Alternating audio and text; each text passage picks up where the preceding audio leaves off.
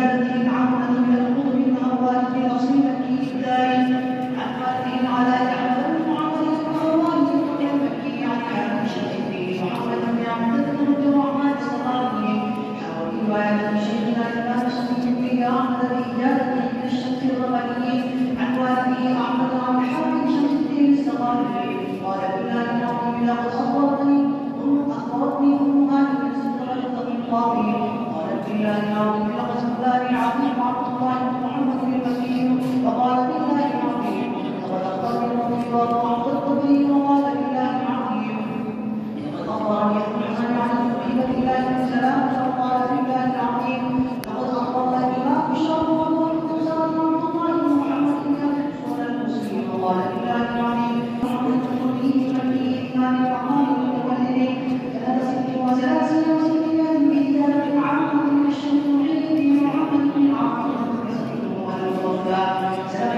وسلاسل وسلميات من الفقراء والوفاء سنة وأمنيات من المحامي المكية ومن خطه الشرعي نقلت وصيته إلى وأخذ من حمد الله بسم الله الرحمن الرحيم بحمد الله في نفس الواحد من المطيع إني أعوذ بالله العظيم لقد حدثني أبي علي بن أبي بكر كان الجنة المسلم منزل سنة واحد وستين وقال لله العظيم شيخنا أبا بن عبد الله بن عبد الله بن مسير الخطيب بالله العظيم سمعت والدي أحمد يقول بالله العظيم لقد سمعت المبارك بن أحمد بن محمد بن شافعي بالله العظيم وجد سيسي عن أبي بكر بن محمد بن أبي خطيب وقال سيسي بالله العظيم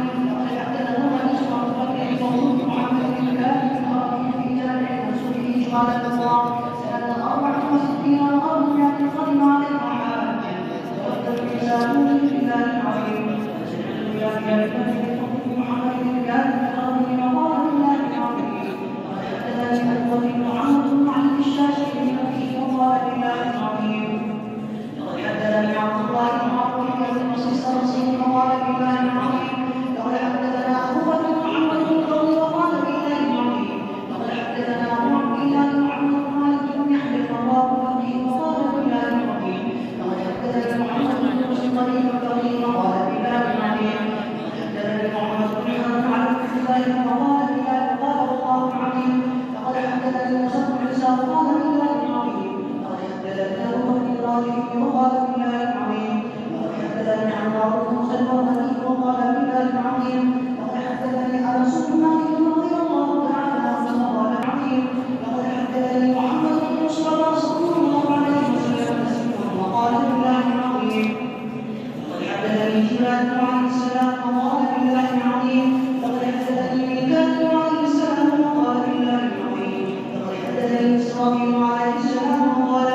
الله تعالى يا إسرافيل بعزتي وجلالي وجودي وكرمي بسم الله الرحمن الرحيم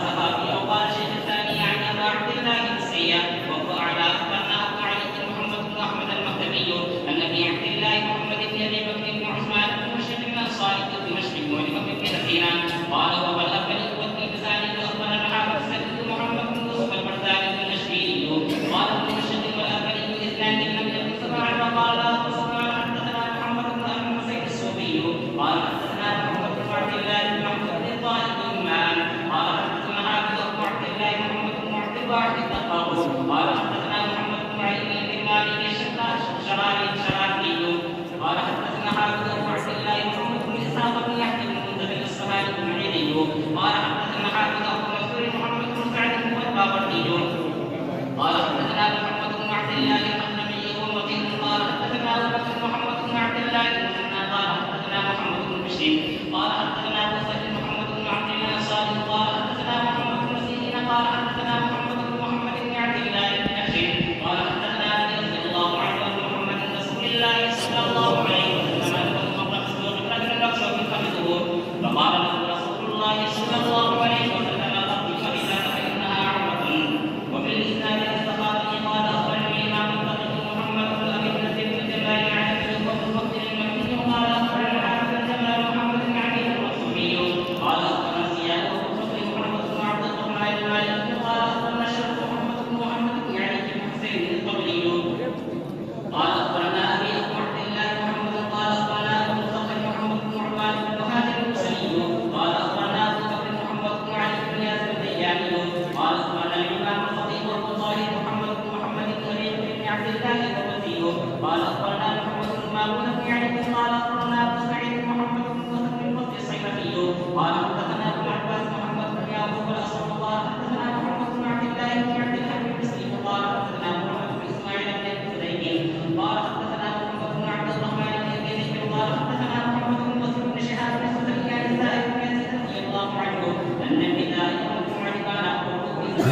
زمان رسول الله صلى الله عليه وسلم صلى الله عليه وسلم وفي زمان عمر رضي الله عنهما اذا خرج الجماع واذا قامت الصلاه حتى كان في زمن عثمان رضي الله تعالى عنه وكثر الناس وهذا النداء كان كعب الثوراء هذا حديث صحيح رواه البخاري في صحيحه وغيره حديث مسلسل بالحسن باسم رابيه او نسبه او اسم ابيه او كنيته او وصفه قال الربيع ملك الله تعالى الله قربه وهديه ومن له حسنا شابهني ابو طالب وكان ناصر بالحسن النبي شيخ ابراهيم الكردي وكان ناصر بالحسن عن شيخ الشيخ حسن بن علي بن علي المكي الى ان عن الشيخ احمد الحسني والمشاهد تدل على حسن فعل رضي الله عنهما ابن الحسن والشيخ احمد الشنابي